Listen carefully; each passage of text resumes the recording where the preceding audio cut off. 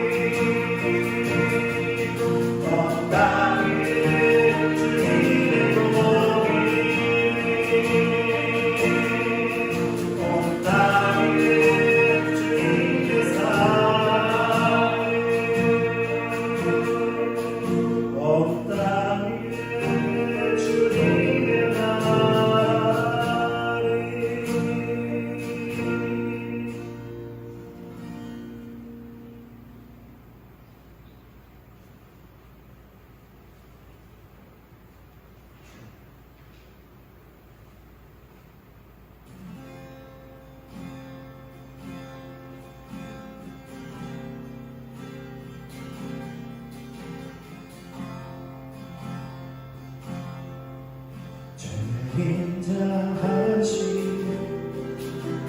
그 사랑이 내 생명보다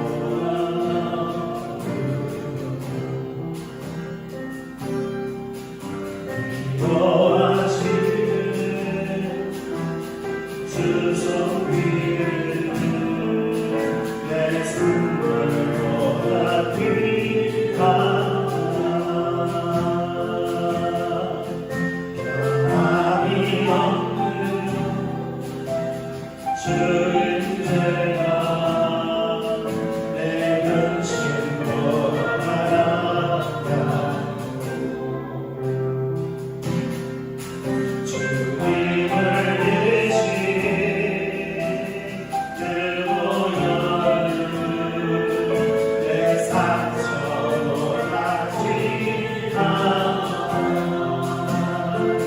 결국 내 주님과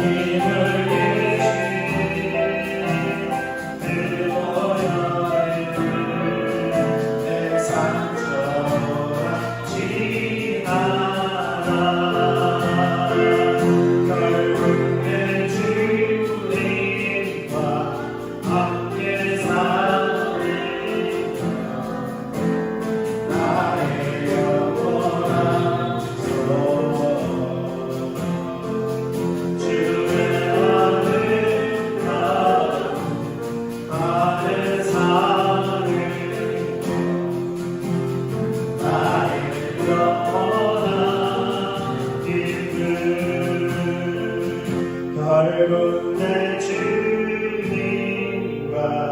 함께 사는 것 나의 영원한 소원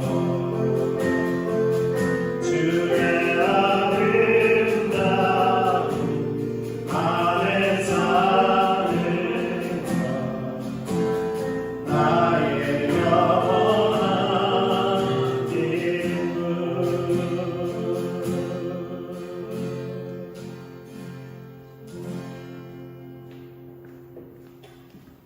아멘.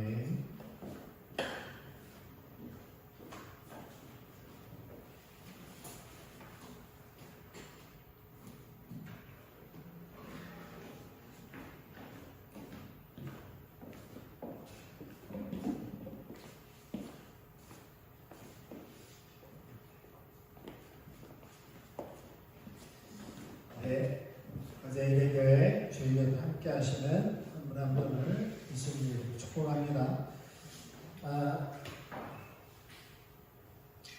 지난주에는 성령에 의한 삶이라는 주제로 워십 캠프가 있었고요. 성령에 의한 삶에 대해서 또 배우고 그 삶을 추구하기 위해서 우리 각자가 그렇게 하나님 앞에 행해야 될 줄 믿습니다.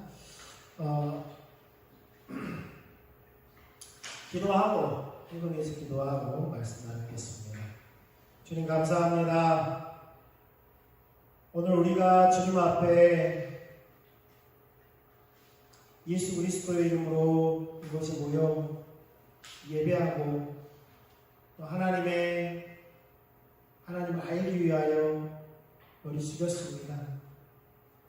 하나님, 이 시간도 헌금의 예배를 드려오니 우리 예배를 받으시고 주님 영광 받으시고 주님의 영광을 우리의 삶 가운데 나타내시옵소서. 우리 좋으신 아버지여, 우리의 먹을 것, 입을 것, 마실 것, 있어야 될 것 미리 아시오니 주님 때를 따라 공급하시되 무엇보다 우리에게 날마다 성령으로 충만하게 하셔서 하나님을 알게 하시고 우리를 왜 구원하셨는지 또 그리스도 예수 안에서 우리를 왜 부르셔서 하나님의 동역자 삼으셨는지 또 성령을 우리 가운데 부으셔서 하나님의 은혜가 하나님의 임재의 능력이 성령을 통하여 나타나신 것을 알게 하실 뿐만 아니라 경험하게 하실 뿐만 아니라 하나님 궁극적으로 하나님의 나라가 이 땅에 이루어지며 그리스도 안에 있는 그 기업의 풍성함을 우리로 알게 하시옵소서. 이 시간도 말씀 가운데 섰사오니 주님 그 말씀이 생명되게 하옵소서. 예수님의 이름으로 기도했습니다. 아멘. 네, 하나님 말씀 보겠습니다. 마태복음 11장. 마태복음 11장. 마태복음 11장 12절 같이 읽도록 하겠습니다. 세례 요한의 때부터 지금까지 천국은 침노를 당하나니 침노하는 자는 빼앗느니라. 예.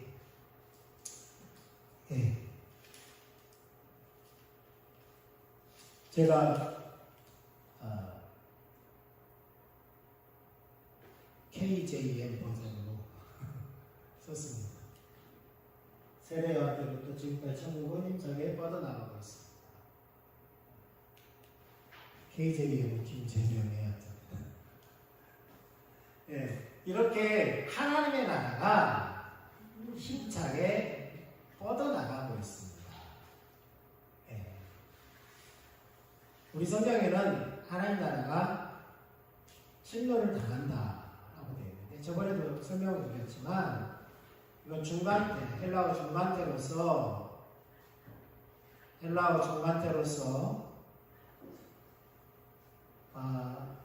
능동적인 의미도 포함하고 있다고 했습니다.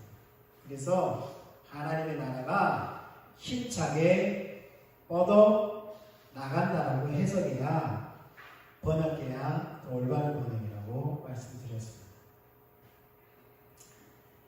하나님의 나라는 우리가 하나님의 나라 천국 그러면 죽어서 가는 것으로 그렇게 이해하고 있었습니다. 그런데 하나님의 나라는 당연히 우리가 우리의 삶이 다하면 하나님 나라에 들어갑니다. 예수 그리스도를 믿음으로 하나님 나라에 들어갑니다. 그러나 하나님은 이 하나님의 나라를 마지막에 이루어질 그 하나님의 나라에 국한해서 하나님 나라라고 말씀하지 않는다는 거예요. 성경도 하나님의 나라가 그렇게 쓰여지지 않았습니다.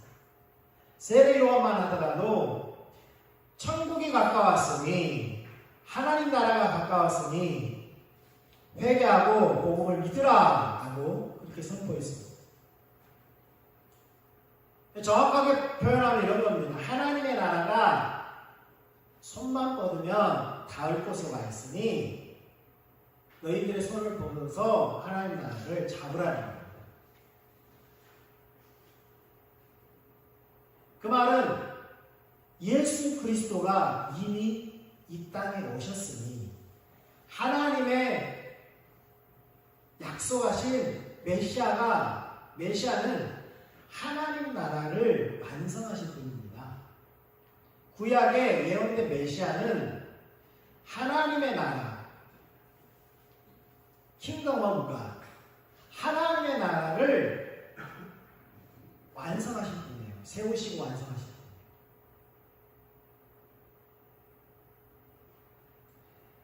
다니엘만 하더라도 바로 다니엘서 7장에 보면은 사람의 아들 같은 이가, 인자 같은 이가 구름을 타고 와서, 그러니까 다니엘은 계시록에서, 그러니까 사도행전 1장에 예수님 구름 타고 올라가시잖아요. 그게 사람들이 500명의 제자들이 구름을 타고 없어진 후에도 계속 쳐다보고 있으니까 뭘 그렇게 뚫어지게 쳐다보고 있느냐. 너희가 본 그대로 예수님이 구름을 타고 다시 오실 것이다. 그래서 사도 요한도 요한계시록에 구름을 타고 오시는 예수님을 환상으로 봅니다. 그런데 그보다도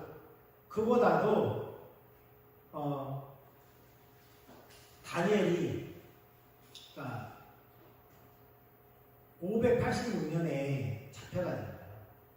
586년에 유다가 망하잖아요. 몇 번에 걸쳐서 포로로 잡혀가는데 다니엘이 그때 포로로 잡혀가요.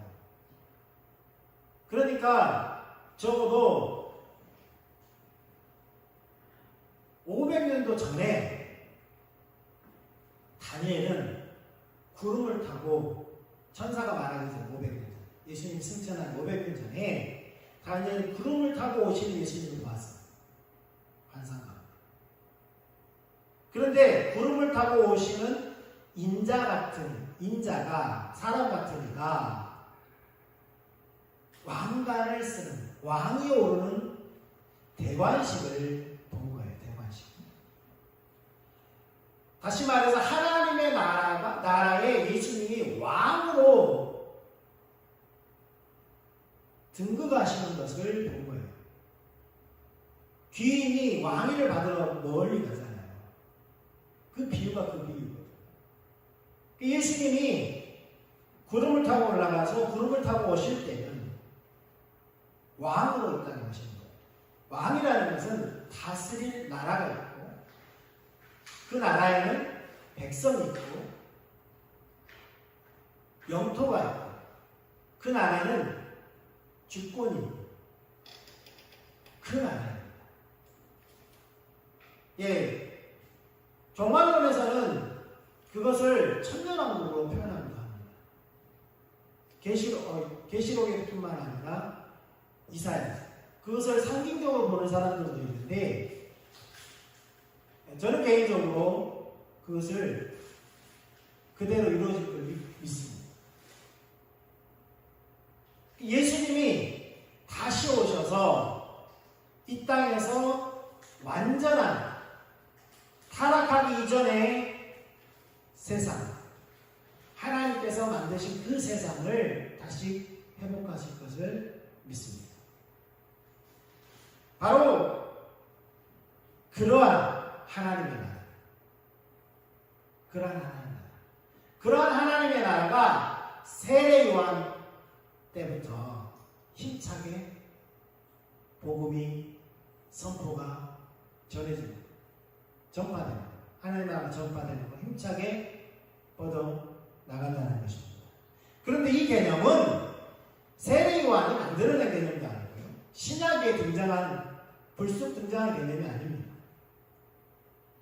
이 개념은 이미 구약 성경에 하나님께서 이스라엘 백성들을 택하심으로써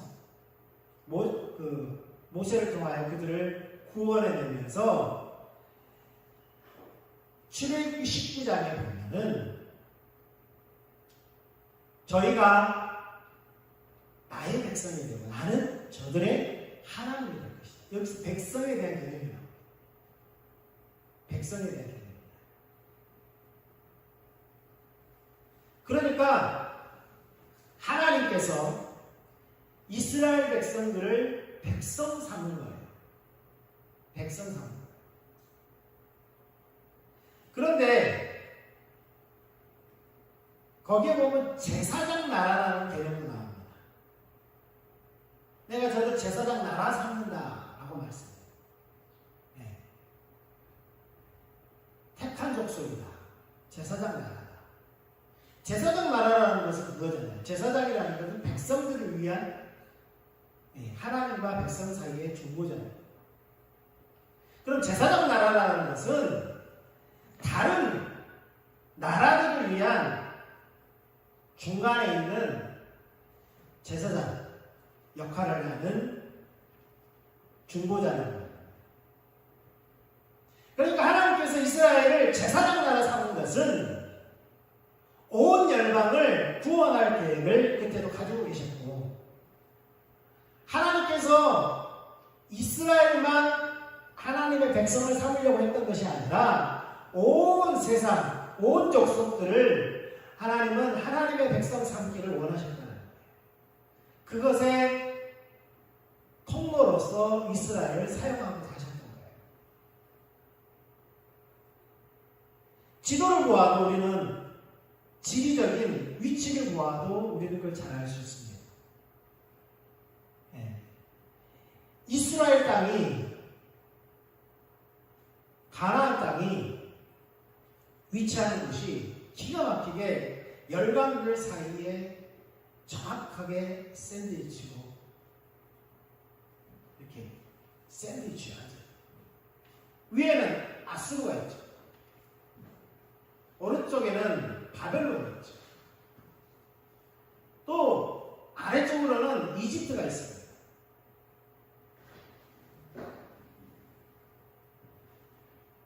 이것은 힘의 대결의 문제일 뿐만 아니라 하나님께서 그들 중심에 이스라엘을 놓음으로써 하나님의 계획이 뭔지를 우리에게 어느 정도 그 의도를 말씀하고 계시다는 것.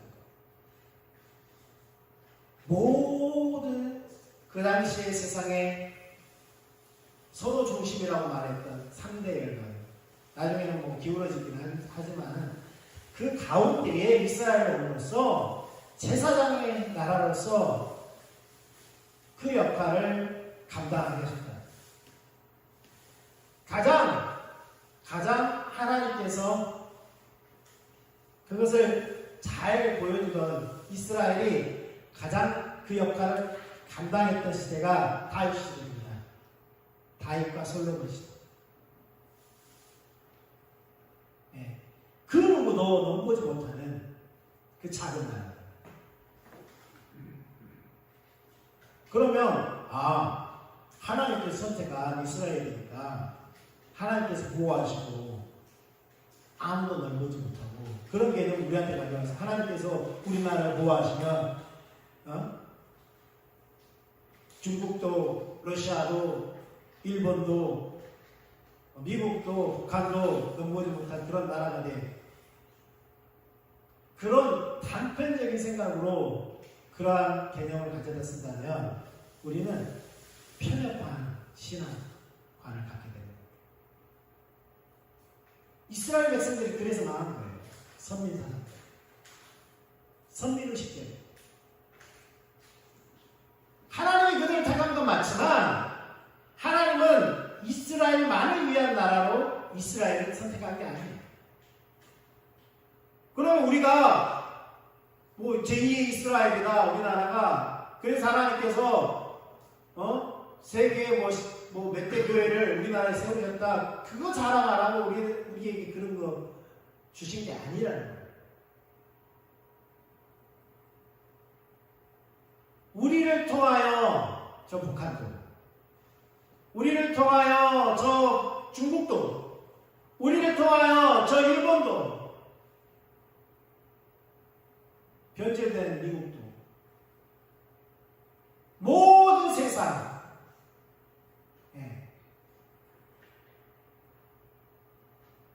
하나님께서 우리나라 여권으로 미국보다 더 많은 곳을 갈 수 있게 만들어놨어요. 미국 여권을 못 가는 것도 우리나라 여권으로 가요.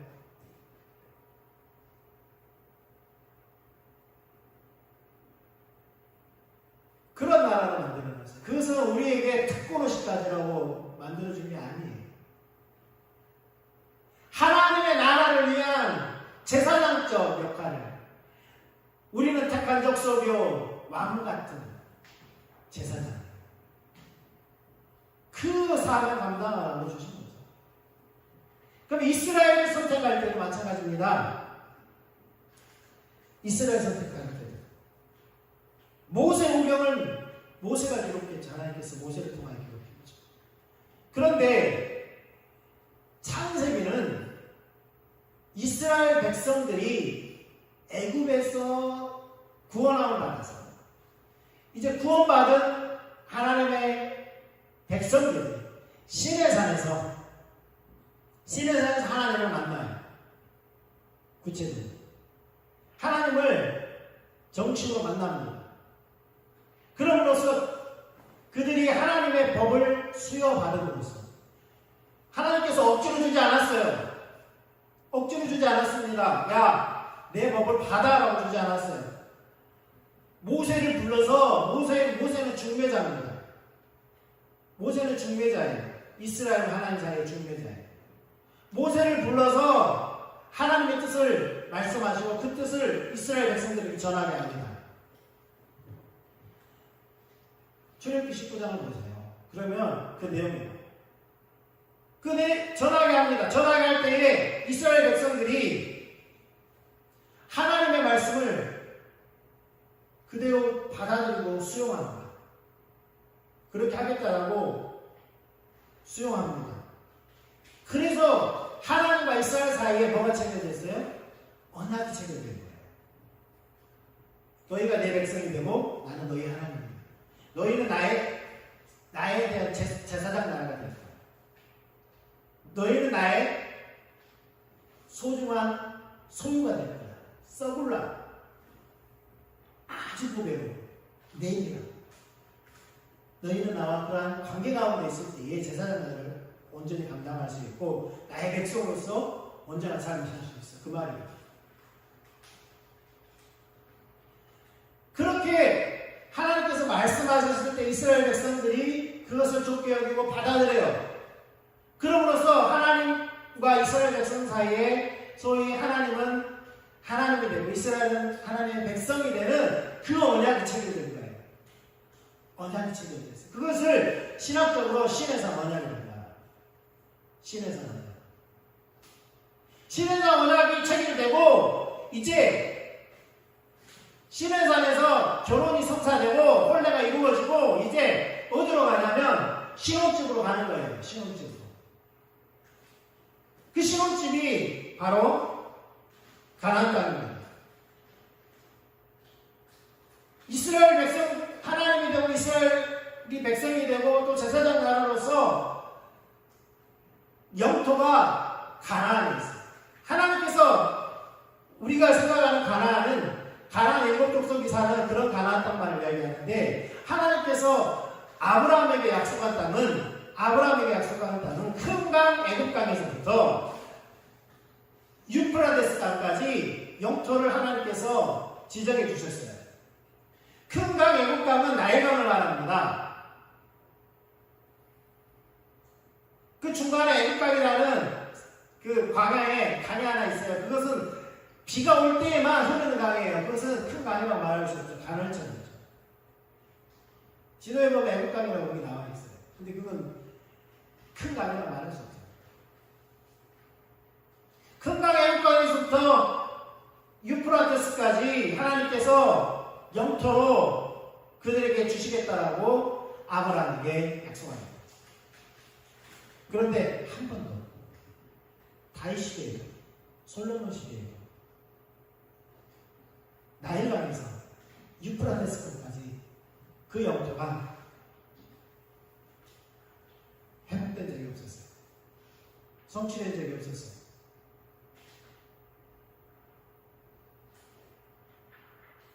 그 성취는 언제 이루어질까요? 네, 온전한 왕이 오십니다.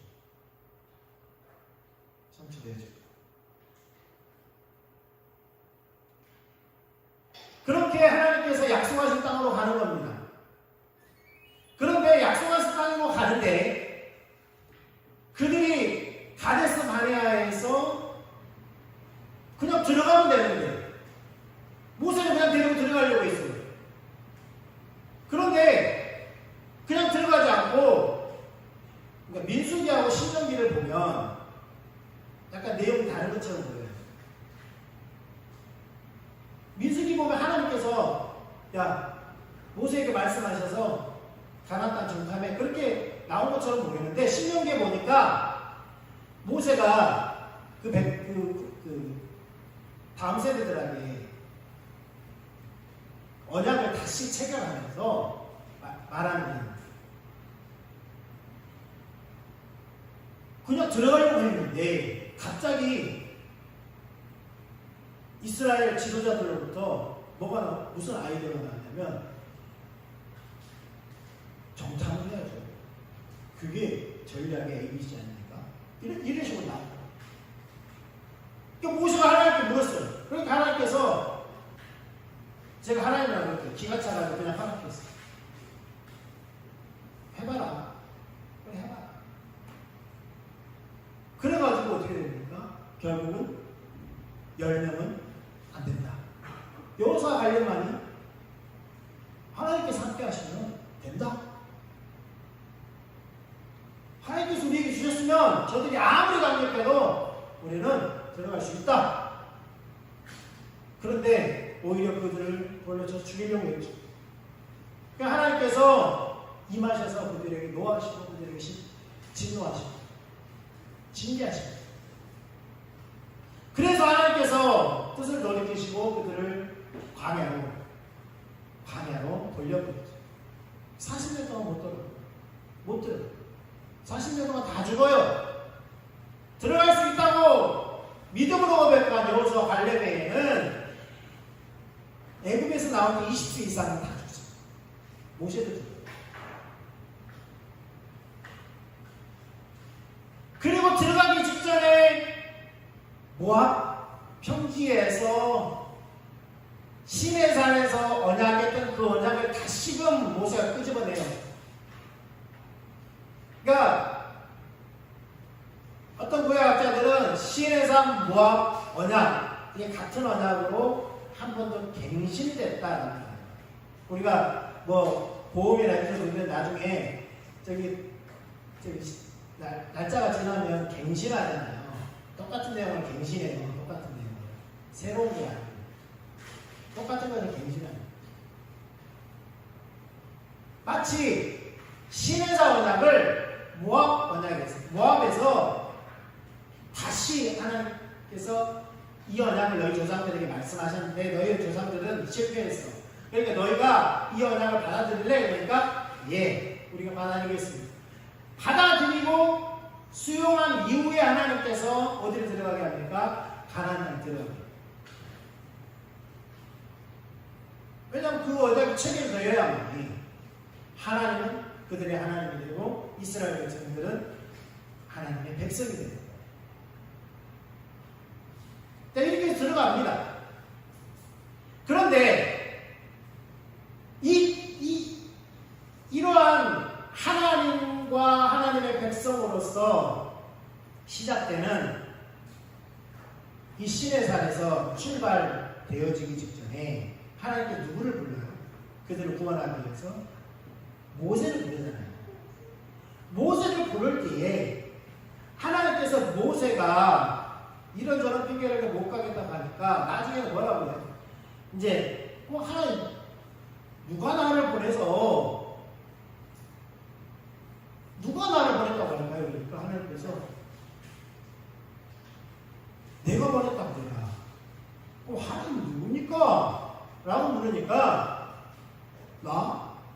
나는 나야. 나는 나야. 그렇게 말씀하신 거예요. 아브라함이 하나님인 건 알겠고 이삭이 하나님이 보냈고 야곱이 하나님이 보냈는데 그럼 하나님 당신 누굽니까? 라고 물으니까 나는 나야. 라고 대답한 거예요. 이스라엘 백성들에게 자신들의 정체성, 자신들은 누구의 우선이 있고 그건 구조로들은 다 알고 있어요. 아브라함의 우선이, 이삭의 우선인 거 다 알고 있어요. 야곱의 우선인 거 알고 있어요. 요셉이 총리가 되어서 자기들이 애굽에서 대우받고 살았다는 것도 알고 있어요. 그런데 자신들을 구원하신 하나님 그분이 누군지는 몰랐어요. 하나님 그분이 누군지는 몰랐어요. 애굽에 400년 동안 살다 보니까 애굽에는 희한한 신들이 많아요. 네, 희한한 신들이 많습니다. 10가지 예언도 그들이 섬기는 신들과 연관이 되어 있어요. 그들이 섬기는 신들과. 자, 그런데 갑자기 모세가 와서 여호와 하나님이 자신들을 구원했는데 그 하나님이 누군지 몰라요. 책도 없습니다.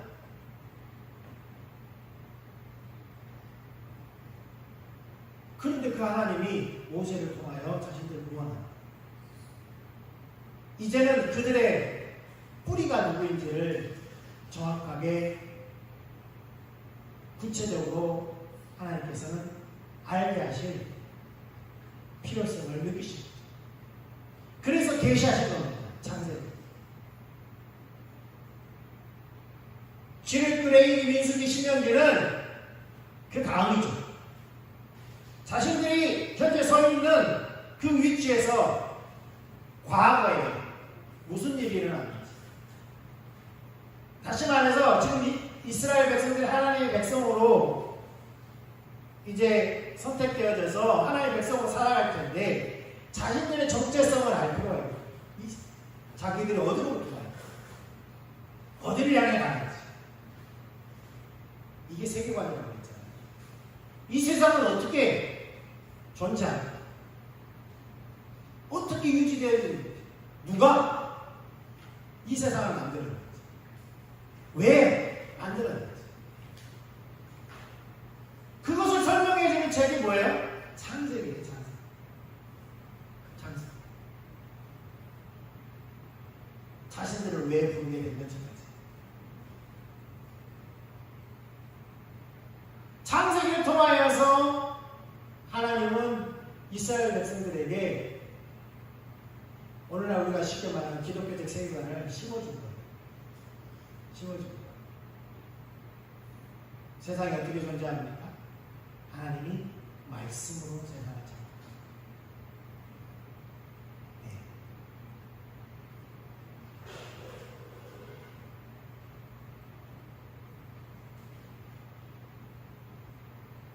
아까도 말씀드렸지만 애굽에는 다양한 신들이 존재합니다.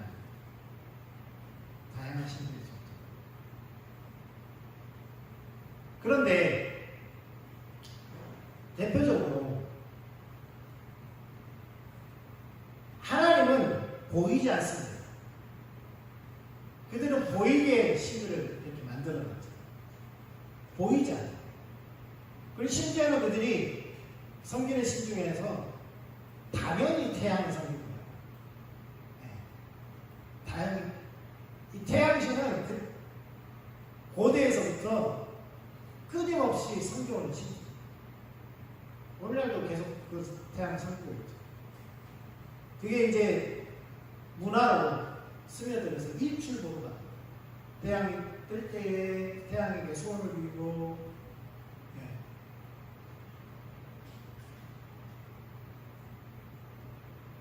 그 다음에 우리가 달은 어때요?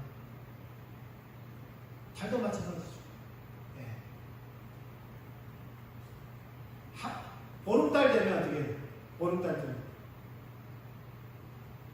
지극정성으로 손이 발휘되는 거잖아요. 그런데 고대에는요, 태양과 달을 섬겼을 뿐만 아니라 그들의 삶과 가장 밀접하게 연관되는 게 그게 뭐였냐면 별을 가지고 점을 치고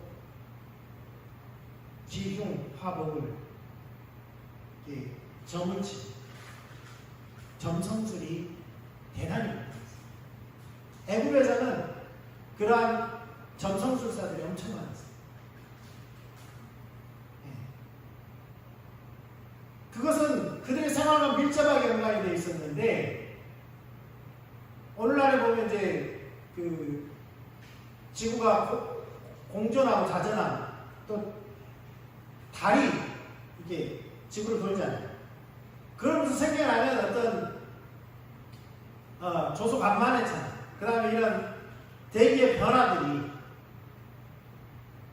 그 다음에 여름과 겨울, 봄과 가을에 나타나는 별자리들을 통해서 어느 정도 기상을 예측할 수 있잖아요. 그런 차원에서 쓰였을 뿐만 아니라, 그게 이제 농사와 관련해서 쓰였을 뿐만 아니라, 종교적인 신앙과도 밀접한 연관이 있었어요. 밀접한 연관이 있었어요. 그러니까 태양보다도 달보다도 더 크게 섬겼던 게 뭘까요? 별이죠. 근데 그거는 단순히 별자리뿐만 아니라, 단순히 점성술을 이렇게 통계적으로 하는 게 아니라,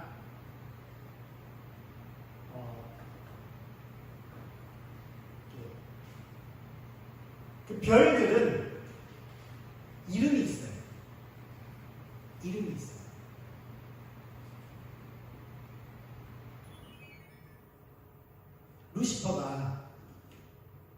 루시퍼의 이름이 뭐예요? 루시퍼 무슨 뜻이에요? 빛나는 아침의 별. 계명사.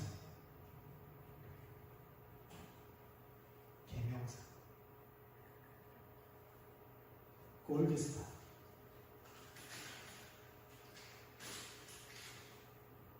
그러니까 이거는 단순히 별자리를 보고 계산하는 게 아니라 악한 영들과 접선하는, 신접하는 그러한 자들도 있었다. 그런 자들도 있었어요. 악한 영들의 힘을 빌어서 마법을 행하는 그런 자들도 있었다.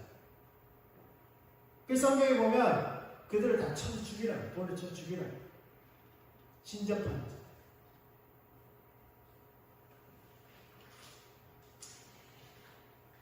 그러다 보니까 창세기에 보면은, 창조하는 것을 보면 이렇게 말합니다. 성경에는, 창세기에는 태양이라는 말이 없어요.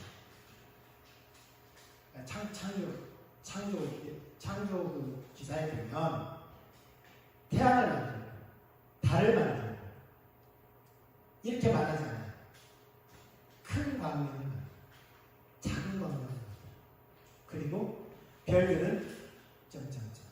그러니까 문학적으로 보면 사람들은 별들이 가장 자기들의 삶 가운데 친숙하고 그것을 의지했는데 성경을 보면 큰 광명, 작은 광명 뒤에 별들 문학적으로 점점점 이렇게 별거 아닌 것처럼 성경에 써버렸어. 사람들은 그걸 크게 별들이 가장 앞으로 와야 돼. 그리고 큰 광명이라고 말하면 안 되고 태양이라고 말해. 달이라고 말해. 그게 무슨 차이냐? 큰 광명이라는 것은 정확하게 표현하면 발광체인데 큰 발광체예요. 작은 광명은 작은 발광체예요. 그게 무슨 말이냐면 낮에는 사람들을 위해 비춰주는 빛이라는 말이에요. 누구를 위해? 사람들을 위해. 밤에는 사람들을 위해 비춰주는 달이에요. 작은 광명이에요. 그럼 여기 중심이 누가 있어요? 더 중요한 게 누구예요? 사람이에요. 그런데 그들은 자기들보다 못한 큰 광명을 섬기고 있는 거예요. 자기들보다 못한 자기들을 위해 존재하고 있는 작은 광명을 섬기고 있는 거예요. 자기들을 위해서 존재하고 있는 별들을 섬기고 있는 거예요. 자기들을 위해 존재하고 있는 거예요. 나를 위해 존재하고 있는, 그러니까 이런 거죠. 말이 있어요. 종이 있어요.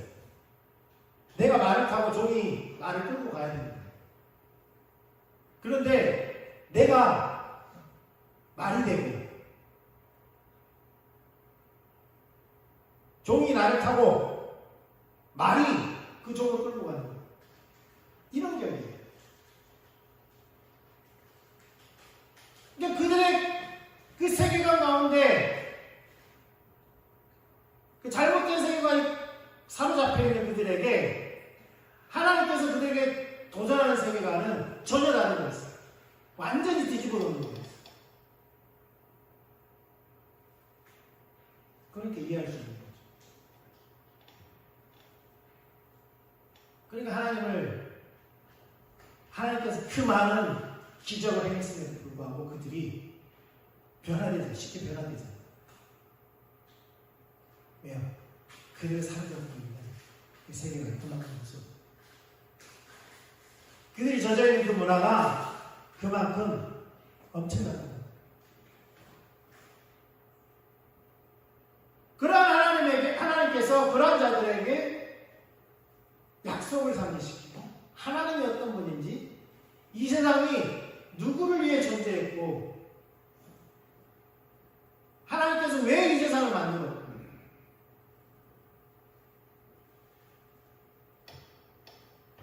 이러한 것들을 하나님께서 설명하는 게 창세기입니다. 창세기 초.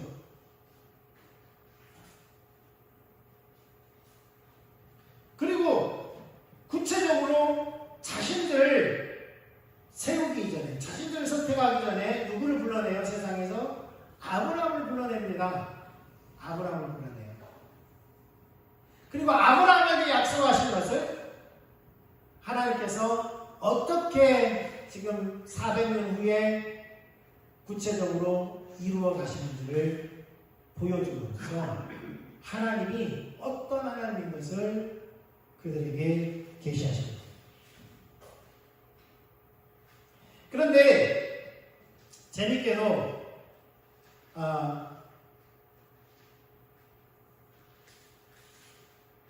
구약에는 교회라는 단어가 나오진 않아요.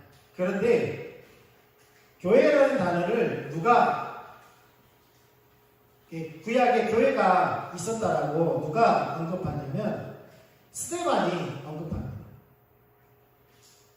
스데반. 사도행전 7장 37절 38절에 보면 스데반이 그 천사와 우리 조상들과 함께 광야교회에 있었고 누가요? 하나님께서. 근데 광야 교회라는 것은 회중, 구약 히브리어로 회중을 카할이라고 합니다. 카할. 그런데 구약 성경을 그리스어로 헬라어로 번역하면서 이 단어를 에클레시아라고 번역을 했습니다. 에클레시아. 구약에는 회중이라는 단어예요. 근데 이것을 에클레시아로 번역합니다. 그런데 예수님께서 교회를 세우겠다는 거죠. 그때 교회가 등장합니다. 교회가 있었다면 교회를 세울 필요가 없잖아요. 네.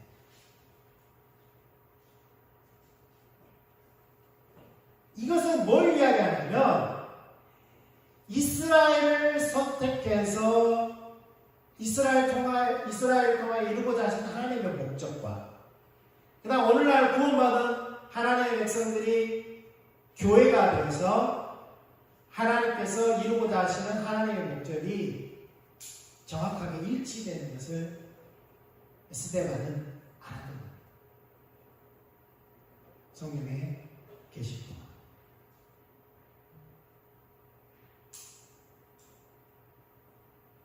목적하는 바와 같다는 거예요. 그게 공통점이 뭐예요? 하나님의 나라.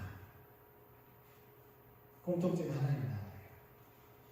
하나님의 나라를 세우고자 하시는 하나님의 계획 가운데서 아브라함이 등장하고요.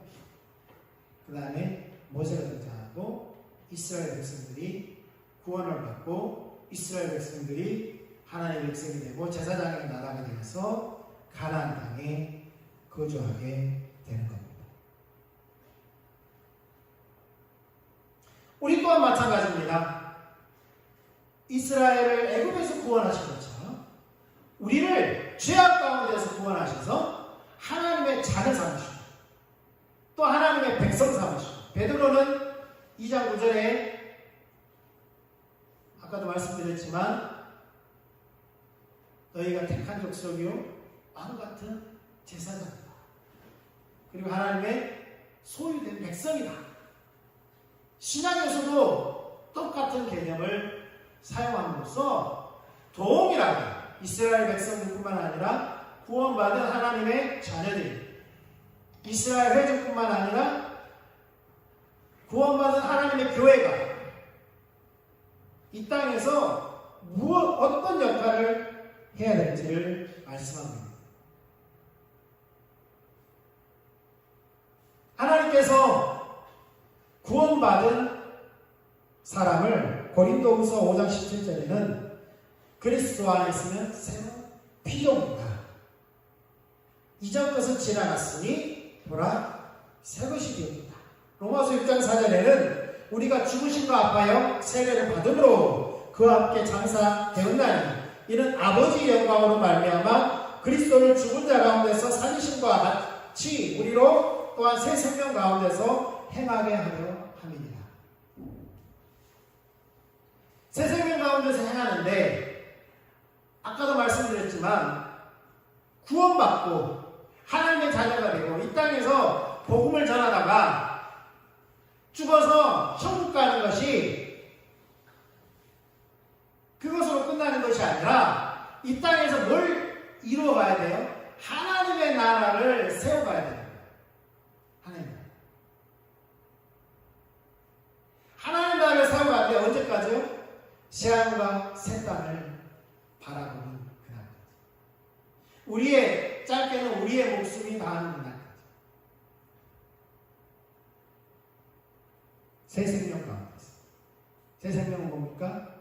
구원받은 하나님의 자녀로서, 또 하나님의 백성으로서, 또 제사장, 왕같은 제사장으로서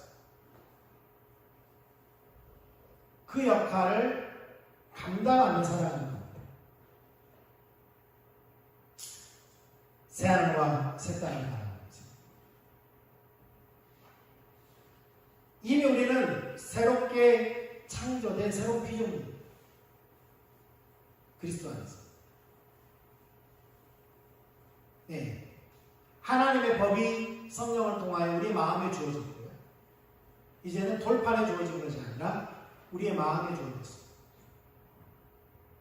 아직까지 책에 있지만 이 책은 종이고 까만 건 글씨입니다. 까맣고 빨간 건 글씨. 그런데 성령을 통하여 우리 마음에 새겨진 것만이 하나님의 말씀입니다. 왜냐하면 책을 읽고 그대로 살지 않으면 하나님의 말씀 아니죠. 실질적으로. 그러니까 성령을 통하여 우리 마음에 하나님의 말씀이 주어졌고 우리는 새로운 창조물로서 새로운 피조물로서 하나님의 백성이 되었고 이 땅이 회복되는 그날까지 하나님 나라 영토가 회복되는 그날까지 우리는 쉬지 않고 하나님께서 열심으로 그것을 회복해 가시고 계시는 그 일 가운데 우리가 동참해서 하나님의 나라를 세워가는 그 동역자의 삶을 또 살아낼 수 있기를 또 한 주간도 한 작은 부분들을 그렇게 살아낼 수 있도록 은혜를 보달라고 이렇게 기도하고 하나님 말씀 가운데 섰으면 좋겠습니다. 우리 기도하고 마치도록 하겠습니다.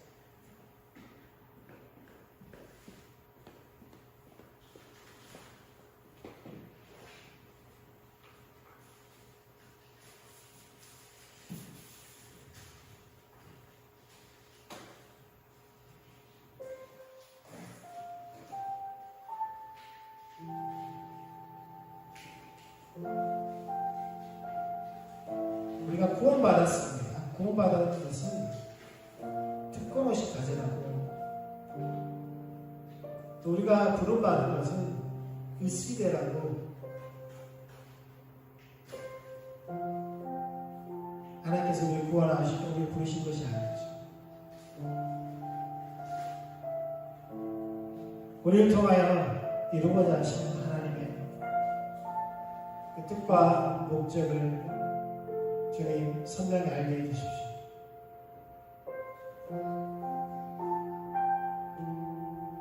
이 시대를 향한 하나님의 비전을 우리가 보게 해주십시오.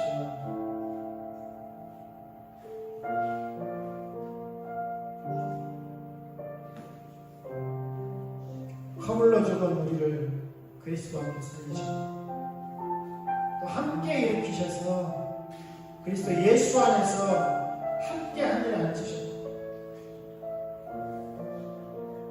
우리 세대뿐만 아니라 어느 세대에도 하나님의 지극히 그 은혜의 풍성함을 나타내시고 알게 하셔서 하나님의 나라가 이 땅 가운데 온전히 회복되어지는 하나님의 그 비전을 우리가 보게 하시고 우리가 작은 일에도 작은 호흡에도 그런 하나님의 소망을 담아 한 걸음 한 걸음 나갈 수 있도록 은혜를 부어주십시오.